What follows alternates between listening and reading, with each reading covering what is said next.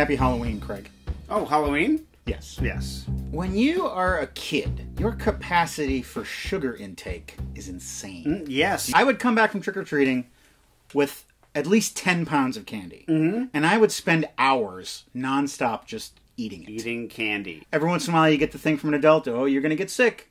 I never got sick. Well. I always felt great. Nowadays, if I drink a can of Coke, I feel like I just smoked crack. That's what sugar does to me in my advanced age. Yes. We both aged quite a bit since the last episode, Matt. Just look at us. My eyebrows have gone insane. I've got a bunch of movies that I've never seen before. You don't know what they are. Every episode, I'm going to spring one on you. It might be good. It might be bad. We'll watch it and talk about it. Welcome to the basement. Perhaps I should toy with the little red monster. But how? Light my way, child of love. Happy Halloween, folks. We're celebrating it here in the basement by dressing up as characters who have appeared in movies on this show. I am the bearded doofus from the Apple, and you, for the very first time, have exercised the previous year loophole. You're appearing as Huxley from The Adventures of Elmo in Grouchland.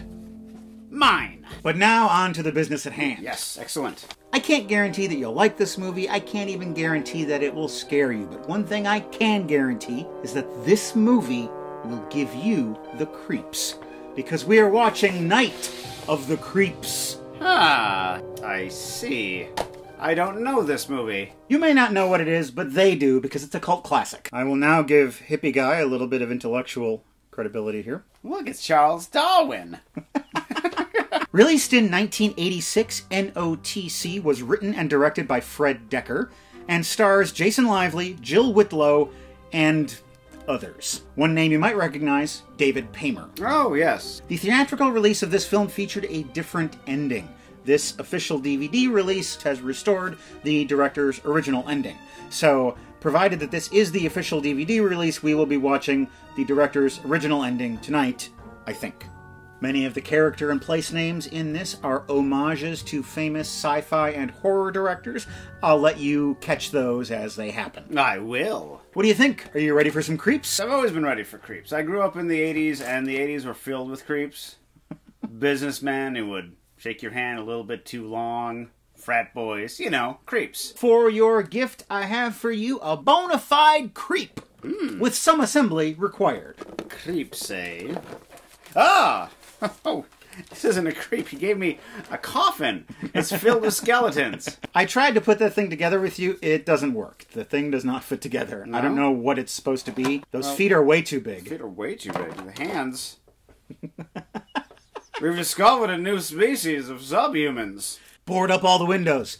Turn off all the lights and be as quiet as you can as we huddle together on the old leather couch and watch Night of the Creeps.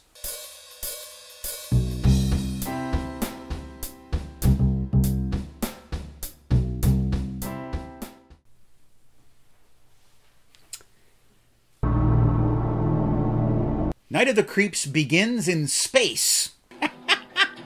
Creep! A little extraterrestrial nubbin is running around. He's being chased. The experiment must not leave the ship.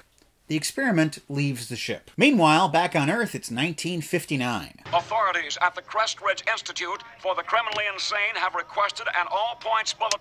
Boring! Great, this guy's gonna end up with a hook on his door handle tonight. Down at the Kappa Delts, Pam is getting ready to go on a date. She's going on a date with Johnny. He's a hunk. Hey, it's me, pre-creep. Put your head on my shoulder. A police officer stops by. It's Ray. They have a past. You guys should go home. Haven't you heard that a maniac has escaped from the asylum? We don't care, Flatfoot. Beat it. We've got kissing to do. What's the brightest star to the sky? Oh crap, it's coming our way! It's a meteorite, and it crashes down to Earth. Why, that thing's headed towards Geordie Verrill's farm. I vote for that one. What did he say? Abba the Baba. Johnny, very curious about this whole thing, goes to investigate. Corman University, where every class consists of a man handing you $10,000 and telling you to go shoot a movie in 9 days. Johnny's off in the woods investigating. Space tube! And she doesn't know that there's a man with an axe creeping up behind her. Fast forward, it's 1986, Pledge Week at the same university. Chris and JC, they're a couple of awkward freshmen. Just hoping for dates, particularly Chris, who sees Cindy and falls instantly in love with her. Hey, you, honey. Toots! My brain. JC, remind me to kill you sometime. You won't have to do that. This is Night of the Creeps. I'm the funny friend. I'm dead meat. Betas are better. What? Alpha? What's that? Oh. She's with a guy. She's with a guy. Chris, the man has one continuous eyebrow. And what's wrong with that? JC goes over and tries to charm her on behalf of his friend Chris. Cynthia Cronenberg. She's gonna go back to her dorm room and brood later. Cut to the chase. Does she have a boyfriend? You know I can't chase. But I don't think so. Chris and JC meet with Brad and the other guys in the beta fraternity. Like they're ever gonna get into Beta House. But they just might. I do have a proposal. JC, will you marry me? If you guys were willing to perform a little act of devotion. Oh no. Is it going there? Something for the betas. The master betas. Huh, hear that, frat boys? Cindy, no! And that extraordinary thing involves breaking into a science lab, where this science nerd works. Nerd stuff. Because I gotta enter the old code. Nope. I'm going to my fraternity. He's forgotten his punch code. He's forgotten his punch code to the door, and he's got to go call somebody. JC just hits one of those buttons at random, and he opens up the lab door. This gives me the creeps. Ah. Inside is A corpse in a tube. cryogenically frozen. He looks a lot like that fella from 1959. JC, who's a jokester and a yuckster, says, "Hey, why don't I start pushing buttons? Because that would be funny." He turns off the cryo-freezing. The betas asked us to take a corpse and put it on the lawn of this rival fraternity house. The corpse wakes up and grabs at him. But Dr. Paymer comes back. "Let's get you back in your tube, honey." Oh my god. Blech, you're it. They're these little alien worms. They crawl out of people's mouths and they get you. Meanwhile, Detective Cameron is dreaming. He's got bad memories. He's woken up by the telephone and he answers it in his own unique way. Thrill me. Thrill me. We had a call from University Med Center. Is that thrilling enough for you, or should I go on? Detective Cameron? No. Detective Cameron. Thrill me. For this guy, Thrill Me is his version of yellow. He's got to go investigate the crime scene where possible clues and thrills await him. Yes, sir. First, knock out the yes sir shit. Second. Thrill me. Third, tell me some information. Fourth, get me a cup of coffee. There's this girl at the sorority house who wants to store her science project in the basement. Human brains? Could be important later on, might not be important, we just don't know. That corpse is walking around. This young woman is studying all by herself. Carry the tangent. She hears something fiddling at the door. Danny Glick, is that you? If only there was some way that she could look outside before opening the door. Cat scare! It's only the cat. Hi, sweetie. Hi, you little Luton bus, you. The corpse comes to Cindy's window. There's Johnny, and his head explodes, and a bunch of slugs come out. And they crawl around in the grass. Unlike Bela Lugosi in that Ed Wood movie. That probably was meant to be like Bela Lugosi in that Ed Wood movie. Is that body you were looking for, Detective? Thrill me. I was just trying to do that. I was telling you about the body that you were looking for. I thought that would be a little thrill. I see that I'm wrong. As he sat and gazed at the house, he remembered thrills past and wondered if he would ever be thrilled again. The next day, Chris and JC are cornered by the betas. They're upset. I'm rich and I have this hair. I can do whatever I want. His hairstyle is known as the Proto-Trump. Our two heroes are called down to the police station. Any thrill you give me can and will be used against you in a court of law. The janitor ID'd them as two guys who crept into the building the night before. We went into that lab. We were supposed to steal a body. We didn't. The scientist who we thought was dead is not dead. He gets up and walks around. And then the janitor gets infected. Wonderful. Marvelous. You should care. for me. Awful nice. Paradise. Hello. Cindy Cronenberg, thrill me. Hey, babe. It's the Bradster. Whoa. I want to talk to you right now. Hey! Now that was an emphatic phone hang-up. We don't get that anymore. We don't get to angrily hang up our phones now. It's... Nah! The nerdy girl hears The scritchy-scratchy at the door. oh, it's that cat that I like. It's not that cat that I like.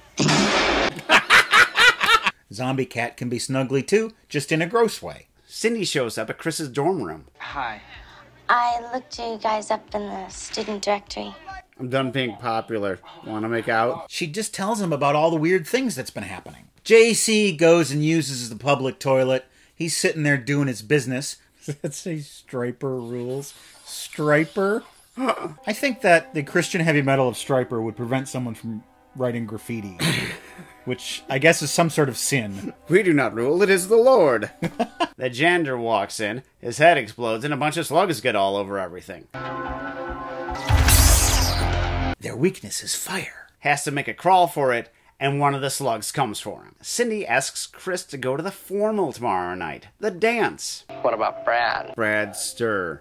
Brad's an asshole. He's also a Brad hole. Detective Cameron picks up Chris again. He tells him about that maniac because the maniac chopped up his former girlfriend. When he found him, I leveled off that shotgun right at his chest. Spanky, guess what happened next? we dated for 3.5 years. Watch out for love, man. Yep, that was cold-blooded murder that he did. And he buried him on a vacant lot on campus. That is now the site of the house mother to the Kappa Delta fraternity sorority to the Kappa Delta sorority house. Meanwhile, the house mother is sitting down enjoying a little Plan 9 from outer space when that corpse comes up right through the floor. And he takes that axe, which he was conveniently buried with, and buries it right in the woman's head. Thrill me! The cops go searching for the murderer. Forget it. Give it up. We're never gonna find the guy. We should all just go home. Quit our jobs. Move to a different state. Hey, here's the library. Got any books that need to be dropped off? They got a nice Dropbox. They track it down. Detective Cameron has got his trusty 12-gauge shotgun, and he blows the thing's head off. The zombies found the toilet paper supply. It's the night of the formal. All the girls are getting ready. Chris is getting ready too, and he sees something on JC's desk. It's a little tape recorder. They got me. There's one inside me. Got in through my mouth. A burrito. But their weakness is fire. Cameron's at home, thinking and drinking. Who in the name of thrills is banging on my door at this hour? He goes to Detective Cameron and tells him everything. Well, I'll just put off my suicide. Come back to it later. He goes to the police armory. Hi, Walt. Any thrills for me today? Need your basic flamethrower. Flamethrower. Flamethrower? I'm gonna get to close early. Name that movie. The Terminator. Ah, Dick Miller. we can't just give that out to anyone. We need to see the requisition form. But you don't need the proper forms when you have a 12-gauge shotgun and a loose sense of police ethics. The frat boys get on a party bus. Do you remember that time when you and I were really excited and we were just going, hey, yeah. The little dog that belonged to the house mother is now a monster dog. And that dog takes out the party bus. Large Marge! All the slugs goes and gets the corpses of the whole fraternity.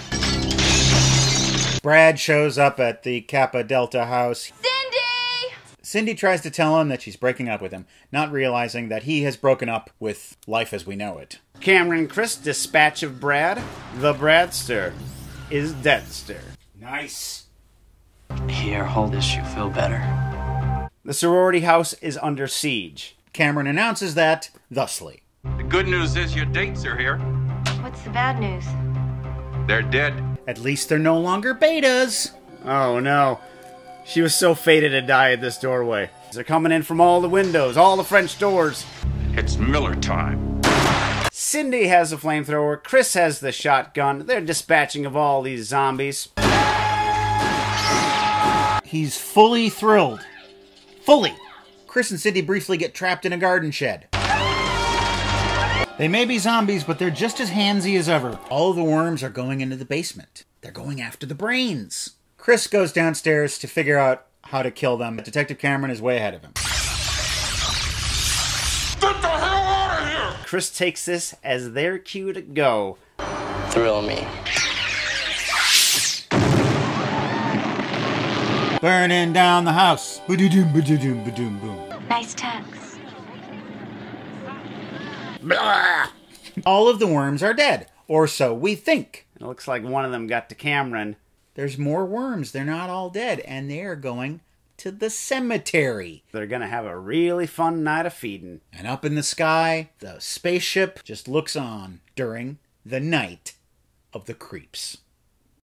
Sorry, folks, I had to take off the wig. It was too itchy. Well, why don't you thrill me and tell me what you thought of Night of the Creeps? No one is going to go into a movie called Night of the Creeps expecting high quality. But it was a lot higher quality than I wanted it to be. I expected this to be like a trauma film. And this was basically Gremlins. I mean, This was like Gremlins level of budget and competence. Yeah. And I wanted it to be worse.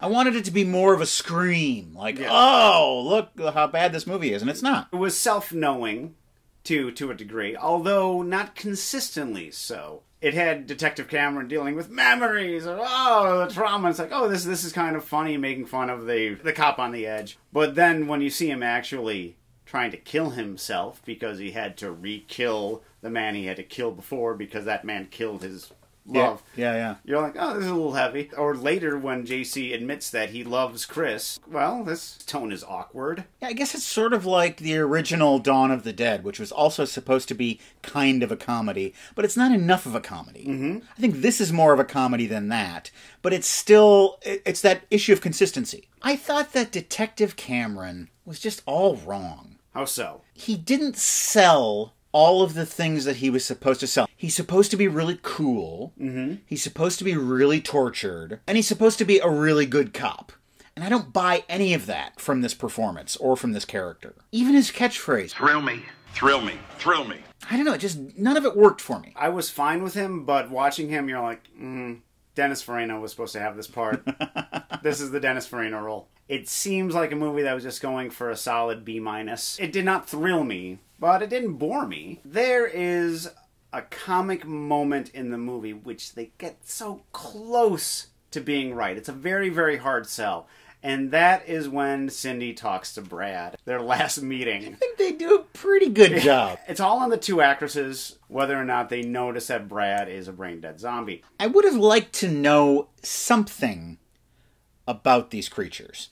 And I think the movie missed a golden opportunity by killing off David Paymer. He could have been the voice of science. Mm-hmm. I've been studying these things for years, and here's what I can tell you about. Yeah, they don't say anything about what they figured out in the lab. Yeah. They found this body. We're going to put this one in here to study him. So they must have known something. Exactly. Yeah. And so that could have been another facet of the story that could have brought us into it a little further. Let's talk about JC. Yeah. Man, is he obnoxious. Oh, yeah. And characters like JC were all over the 80s. Fisher Stevens in My Science Project, Teen Wolf, Michael J. Fox's best friend. Oh, yeah. Is he supposed to be cool, or is he supposed to be obnoxious? And then in Pretty in Pink, they pull it off successfully with Ducky. Oh, yeah. It's always a pleasure to see Dick Miller. I believe this is his third appearance on our show. It was also really nice that he got a special credit in the credits. This B-movie actor is kind of elevated to this special guest. Yeah, he was still a middle-aged actor. Yeah, You know? and he was still in 30 movies a year.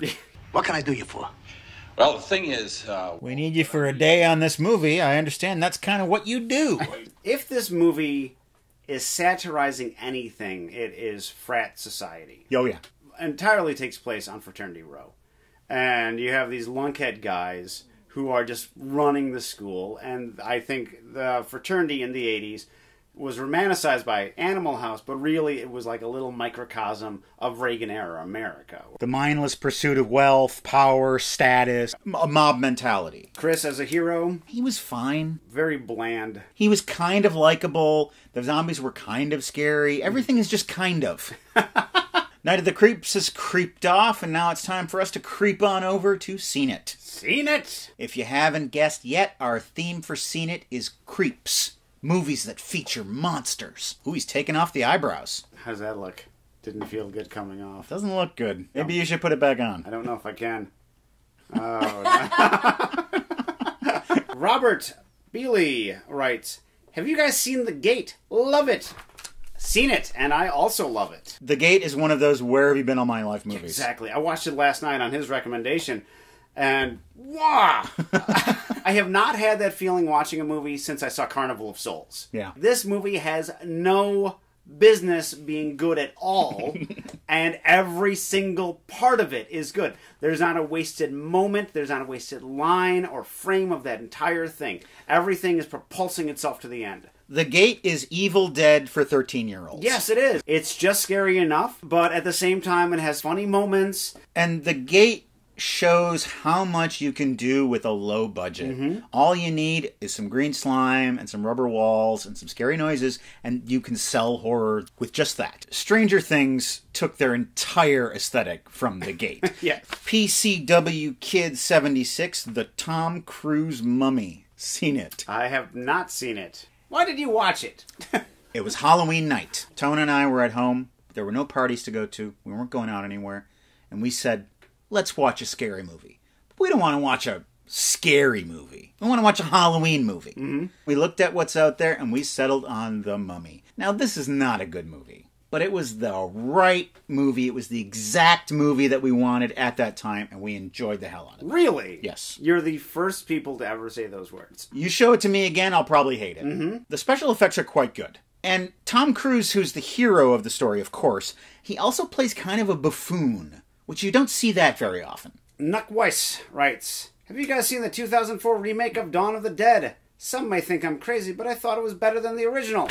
I've seen it. I don't think you're crazy. I've seen it, and I kind of agree with you. I don't agree with you. I enjoyed it. The remake has a cold open before the opening credits, and it is 10 minutes of some of the best mayhem and insanity I've ever seen in a movie. It's just, it goes boom, boom, boom, boom, boom, and it sucks you into the movie like an undertow. A lot of people are like, Sarah Polley is lowering herself to this. But when she's scared, you have to be scared too, because she's not going to be scared for no reason. And it's got a great supporting cast, Ving Rhames, and a pre-modern family, Ty Burrell. Yeah, it's got Burt Reynolds. Not really, but kinda. Rekha K., Stephen King's It. Seen it. This is the 1990 two-part made-for-TV movie, which stars John Boy Walton, Jack Tripper, Judge Harry T. Stone, Scott Evil, Venus Flytrap, and Dr. Frank N. Furter. I have seen it. And it has Basement alum Olivia Hussey, who's middle-aged and just as lovely as ever. Yes, and of course, wherever she goes, death follows. I just saw this for the first time very recently. You did? Because I just finished the book. We went out and saw the new movie, so I wanted to see the old one too. It's aged terribly. Oh yeah, it was aged terribly like a year after it came out. Just look at the ponytail that's on Richard Thomas's head, and you will know that this is from 1990. Yes. But it's not a bad movie. It's a more faithful adaptation of the book than the new movie is. That's the end of Seen It, but if you think that's the end of the show, think again. We are going to take a minute to take care of some business, but after that there's going to be more show, so don't click away yet. If you want something to do at night or even during the day, you can visit our website, welcometothebasementshow.com. There is every episode we've ever made and our PayPal donation buttons. You can click on them to donate to support our show, either a one-time or rolling monthly donation. I am now going to salute some of our rolling monthly donors. William, Grant, B.A., Mikey D., Philip, and Laura. Remove my hat and my eyebrow in honor of you. This show also has a Facebook page. You can find out what the next movie is going to be before it actually comes out on YouTube. We have a small and very dedicated group of people who post on our Facebook page, and of course we love that. But we want to hear from more of you, so get on Facebook and have fun. Ask us questions, toss scenets in our direction. In our direction. And, of course, like our Facebook page. To find out who the rest of our donors are and to see the contents of our mail crate, you can watch Unboxing. That's an entirely separate show from this one, where we open our mail just like that mail. Yeah, not actually boxes. Our long night of the creeps is coming to an end, and we want to say good night to you, but first you should watch this. Exploding heads, creepy crawlies, and a date for the formal. These are some of the things I've written about in my first novel. I'd like you to read it and give me some feedback. Constructive feedback. It's Miller time.